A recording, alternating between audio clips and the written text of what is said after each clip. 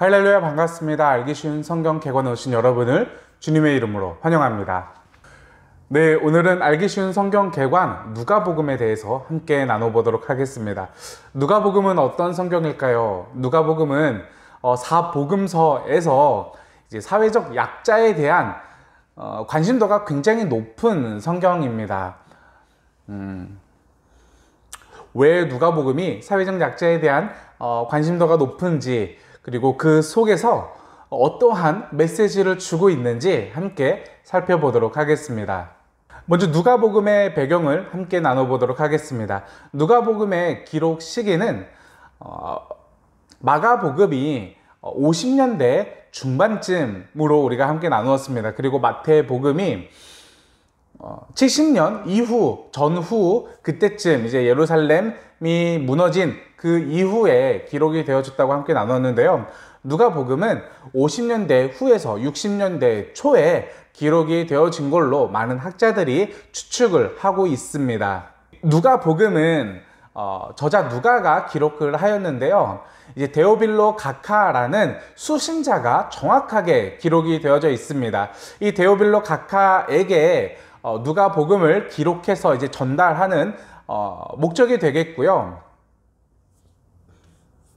그리고 그 데오빌로 가카 이뿐만이 아니라 당시에 있는 이방 그리스도인들에게 좀 더 광범위한 그런 범용성을 가지고 있습니다. 이제 기록 목적은 그 데오빌로 가카가 이제 데오빌로라는 사람이 문학적 후원자였는데요. 아마도 이전에 누군가에게 예수에 대한 그 이야기를 배운 것 같습니다. 그래서 이제 누가는 그것에 대해서 배운 바를 조금 더 확실하게 하기 위해서 이런 기록을 했다라고 볼 수가 있는데요. 그것은 조금 더 명확하게 예수님의 사역에 대한 역사적 진술과 그 신학적 의미를 함께 담고 있습니다. 그렇다면은 누가복음의 내용은 어떻게 이어져 가고 있을까요?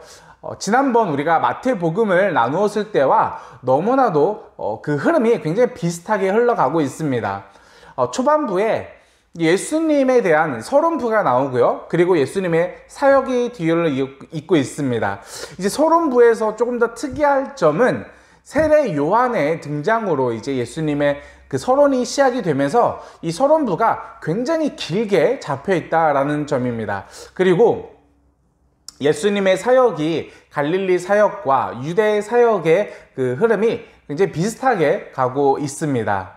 네, 그렇다면은 누가복음을 읽을 때 우리가 조금 더 쉽게 접근할 수 있는 키워드는 바로 사회적 약자라고 볼 수가 있을 것 같습니다. 누가복음은 사회적 약자에 대한 관심도가 굉장히 높습니다. 여기서 사회적 약자란 이방인, 가난한 자, 병든 자, 불구자, 그리고 여자와 어린아이들, 이런 많은 계층을 포괄하고 있는 것이 바로 당시의 사회적 약자였습니다.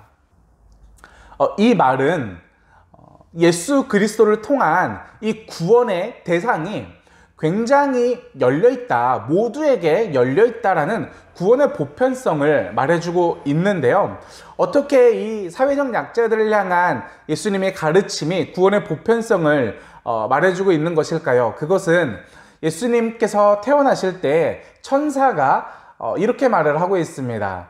보라 하면서 천사가 이르되 보라 내가 온 백성에게 미칠 큰 기쁨의 좋은 소식을 너희에게 전하노라 라고 말을 하고 있습니다. 여기서 이 온 백성을 당시에 이스라엘 그리고 유대인에게만 한정된 것이 아니라 이방인에게까지 확장되었다 라는 점에서 이 구원의 대상이 확산되고 있는 것을 보여주고 있는 것입니다. 그리고 이 이방인이 가지고 있는 당시 사회적 위치, 사회적 약자라는 그러한 그 특이점이 이제 실제적인 다른 사회적 약자들에게 예수님께서 말씀을 가르치고 또 사역을 하시고 또 그들에게 가르침을 주고 그들과 함께 하시면서 그들의 삶을 구원하심으로 말미암아 이 이방인에게 미칠 그 좋은 소식, 그 기쁨이 실제적인 사회적 약자들에게 어떻게 다가가고 있는지 확산되는 모습을 보여주고 있습니다. 그런데 이런 생각을 할 수 있을 것 같아요. 누가복음에서 말하고 있는 이 사회적 약자에 대한 이 관심사가 누가 개인의 의견이 아니었냐. 누가가 이제 유대인들에 대한 반감을 가지고 이방인들에 대한 친화적인 마음으로 자신의 그런 견해와 마음으로 이방인들을 향한 예수님의 사역에 집중 조명한 것이 아니냐라고 누군가 반론을 할 수 있을 것 같습니다. 그러나 누가는 이러한 의견, 예수님의 사역 방향과 이방인들 그리고 사회적 약자들을 향한 그러한 집중 조명이 자신으로부터 나온 것이 아니라 이전에 그 구약에서 말하고 있었던 그러한 성경 말씀에 대한 예언의 성취다라고 말하면서 정당성을 부여하고 있습니다. 누가복음의 시작과 끝을 이제 예언의 성취라는 부분으로 이제 감싸면서 수미상관으로 만들면서 이 누가복음 전체의 내용이 바로 예수님의 그 사역이 구약의 예언의 성취임을 말하면서 이것이 예수님께서 그리고 하나님께서 원하시는 그러한 사역이었고 예수님의 방향이다라고 말을 하고 있는 것입니다. 그런데 여기서 이 사회적 약자라는 이 위치는 단지 이방인들에게만 국한된 것이 아닌데요. 누가는 여기에서 아주 기가 막힌 문학적 장치와 구성을 이용하고 있습니다. 바로 로마에게 통치받고 있는 이스라엘이 사회적 약자다라는 이 프레임을 씌워서 사회적 약자를 구원하시는 하나님의 모습을 보여주면서 결국에는 로마로부터 통치받고 있는 마치 사회적 약자와 같은 이스라엘 백성을 회복시킬 것이다 라는 이 프레임으로 이어져 가고 있는 것입니다.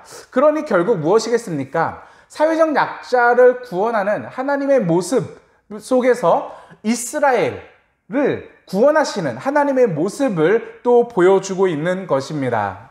그렇다면은 여기에서 이스라엘과 사회적 약자가 공통적으로 가지고 있는 그 특이점은 바로 소망이 없다라는 점입니다. 로마로부터 밖에 이제 식민 생활을 하고 있는 통치를 받고 있는 로마의 통치를 받고 있는 이스라엘은 소망이 없는 그러한 힘겨운 삶을 살아가고 있었습니다. 그리고 마찬가지로 사회적 약자의 위치에 있었던 가난한 자들, 그리고 병든 자들, 불구자들, 여자와 어린아이들은 당시에 너무나도 힘겨운 소망이 없는 더 이상 삶이 나아질 거라는 기대와 소망을 가질 수 없는 그러한 극단적인 위치에 처해 있는 이들이었다라는 것입니다. 그리고 하나님께서, 예수님께서 그들을 구원하신다라는 것은 그들에게 소망을 주시고 일상의 삶이 회복될 수 있도록 그들을 구원해 준다라는 의미였습니다.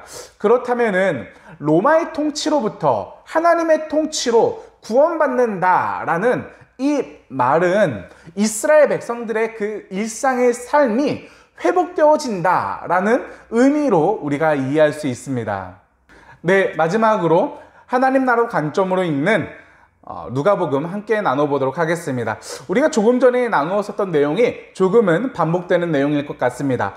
하나님 나라의 핵심은 하나님의 통치였습니다. 그리고 누가복음은 로마의 통치로 받고 있는 이스라엘 백성들을 결국에는 하나님께서 하나님의 통치로 구원하실 것, 그리고 그것은 이스라엘뿐만이 아니라 모든 백성, 온 백성, 이방인들을 포함하여서 사회적 약자들이 하나님의 통치 안에 들어가게 될 것이다 라는 것을 말해주고 있습니다. 당시의 사람들은 기대하고 있었습니다. 하나님의 통치가 임할 것을 기대하고 있었습니다. 로마의 통치로부터 벗어나 하나님의 통치를 기대했었던 것입니다. 그리고 누가복음은 바로 그 하나님의 통치가 예수 그리스도를 통하여서 기쁨으로 들어갈 것이다 라고 말을 하고 있는데요. 그 기쁨이 무엇이겠습니까? 바로 소망이 없는 자에게 부어주시는 하나님의 소망이었다라는 것입니다. 일상이 너무 힘들고 어려운 삶 가운데에서 지쳐서 낙담하고 절망하고 있는 그들에게 하나님께서는 소망을 부어주시고 다시 일상의 삶이 회복되어 온전한 삶을 살아갈 수 있도록 도와주시겠다. 그리고 그것이 바로 구원이다 라고 말을 하고 있습니다. 우리가 하나님의 나라를 살아간다라는 것은 우리의 삶 근처에 있는 우리들의 이웃들, 특히나 소망이 없어서 너무나도 힘겨운 삶을 살아가고 있는 그 누군가에게 작은 불꽃으로 소망의 불꽃을 켜주는 것, 이것이 바로 우리가 하나님 나라에 동참하는 그러한 삶이 되지 않을까 싶습니다. 네, 이것으로 알기 쉬운 성경 개관 누가복음 편을 마치도록 하겠습니다.